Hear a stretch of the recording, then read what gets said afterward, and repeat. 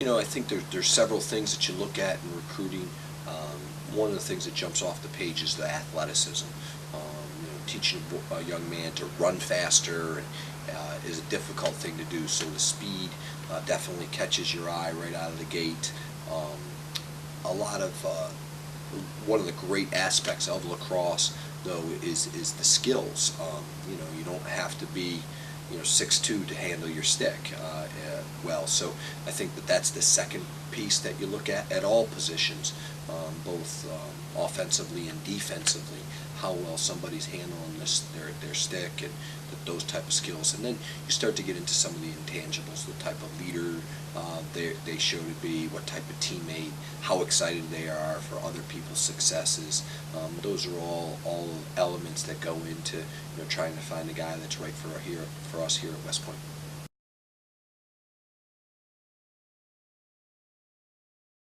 We have a bit broader. 60% of our varsity roster are guys who've gone through the prep school. We have the United States Military Academy Prep School located in Fort Monmouth, New Jersey, and what a young man would do is go to that prep school for a year and then come to West Point the following year. So for our prep school, we're looking at about 1040 SATs and up to around the 1200 mark, and then for the young men who are above the 1200 mark in their standardized tests, that would be a direct admission. So there's two different ways to get yourself into West Point, and based on how you do academically. It's not solely based on your standardized tests, but if you need to be an mid-80 student for prep school and above 90 for direct admission.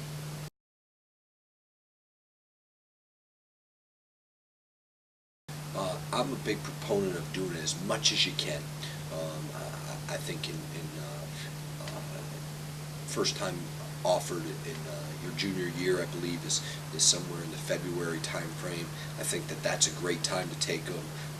I'm a big proponent of taking the PSATs beforehand and not doing too much studying for those. Just take your PSATs, see where it is, see the areas in which you got to improve on, and then go ahead and take them several times. I think if you take them twice, maybe even 3 times in your junior year, it's all a positive, because what that will do for you is it will help for you to get a better understanding of where you can go to school, and it helps narrow down the process.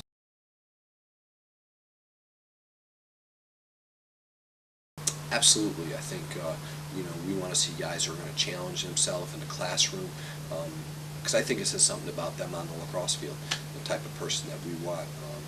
So as opposed to just taking the regular classes and getting A's, maybe they'll take the accelerated and get a B plus.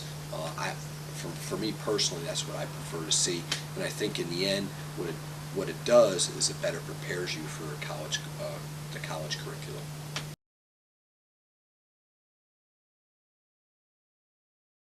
Yeah, I think for us, it all goes into your candidate file, all the things that you're going to do, your recommendations, what you're doing outside of lacrosse are all important.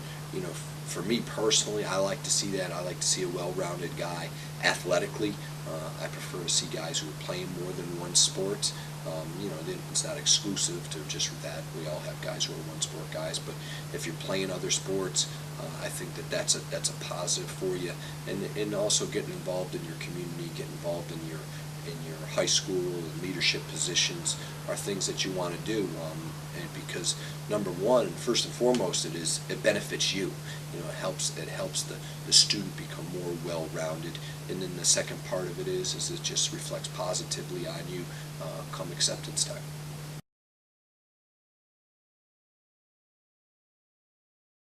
I mean, boy, we're putting together our calendars, and it's amazing.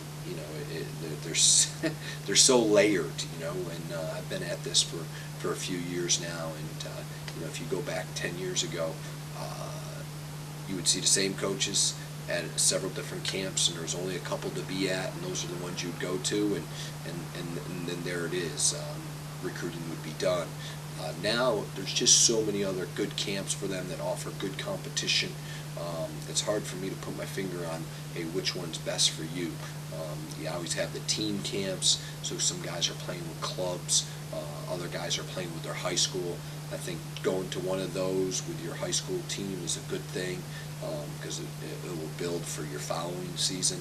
And then I would recommend maybe going to an individual camp too, and there's a variety of those, throughout the Northeast and into the Mid-Atlantic area that are very good, and quite honestly, some of those camps that are going on out west, the college coaches got to go to, they got to be at, because the talent level is so high. Say for example out in California or in Texas, that the coaches will come to those too. So what camps, I'm a little hesitant to say, but what I would recommend is if you're at 2 or 3, that would be plenty. The one thing that you got to understand is every time you're out there is exposure, and exposure doesn't always mean positive exposure. If a young guy is going out and lined up 5 or 6 camps, and it looks good when you're doing it in February, but now you're at your 5th or 6th camp and you're worn down and you're not playing at your best, that may be the first opportunity for a college coach to see you, and now they're going to see you not playing all that well, and that will be their only thoughts about you is seeing you there. So understand what you can do, don't overdo it, and pick a couple that are right for you and make the most of them.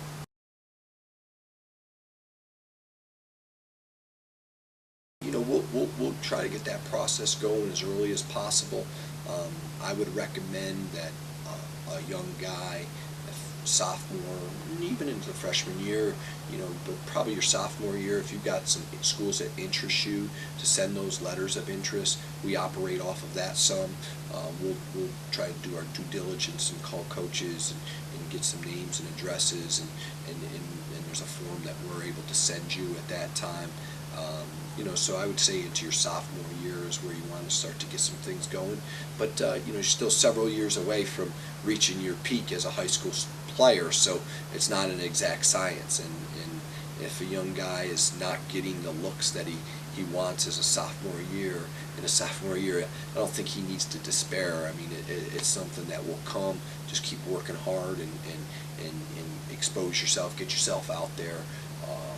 And be proactive, contact those schools that you're interested in, and it'll come around for you.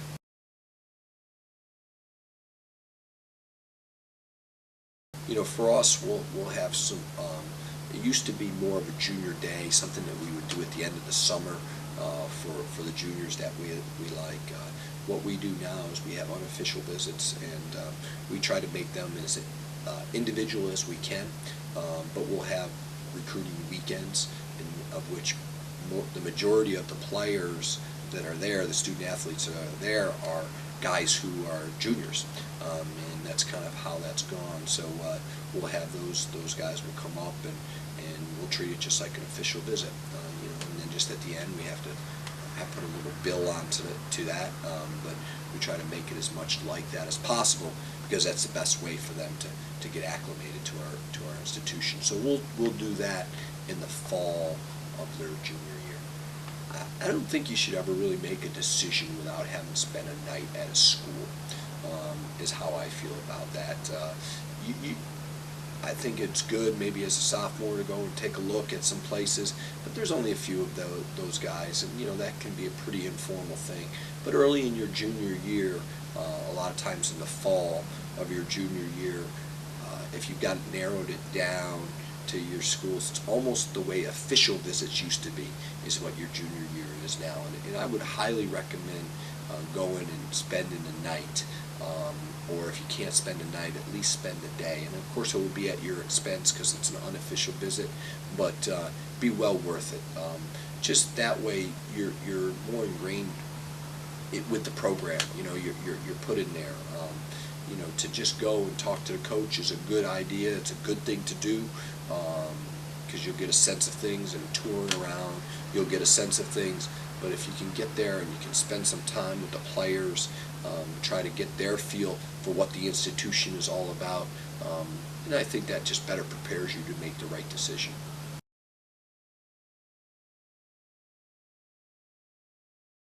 Yeah, West Point's a unique place in that everyone here gets a full scholarship.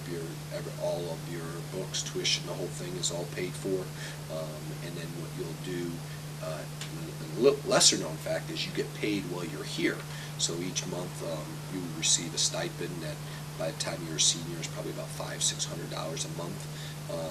And then what you'll do is when you graduate, you become a second lieutenant in the United States Army. So you're an officer in the Army, in which you have a job, and you'll become part of the Army and do various things from them, whether it's flying helicopters or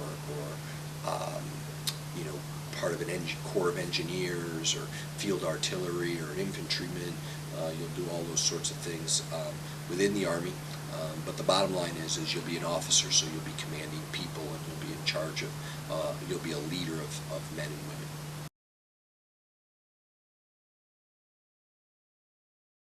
You certainly want to get out there, and you want to,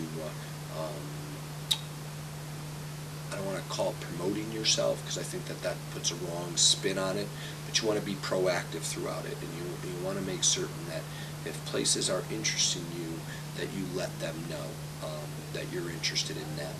I think that's probably the do that you want to. The flip side of it is the don't. I don't think you can, with all of the great players out there and all of the areas that need to be covered, to sit back and wait to see who comes and recruits you is probably the wrong way to go about it now. With the exception, there's a handful of guys that everybody knows about, but for the majority of lacrosse players, you need to be a little bit proactive. I would say probably the biggest don't is feeling pressured to make a decision too early. And some of that comes from college coaches. I think a lot of it just comes from peers. You'll look around and you'll see, Jimmy's going to school X and Johnny's going to school Y, and boy, I haven't gotten my looks, or this is my lone look that I've gotten, and just jumping on that opportunity, and without really fully investigating all the other things that are out there for you. So I think that's your biggest don't. Everybody is on a different timetable, and you need to be on your own timetable, not somebody else's, or something that's dictated by a coach or dictated by other outside factors. So that would be my biggest don't.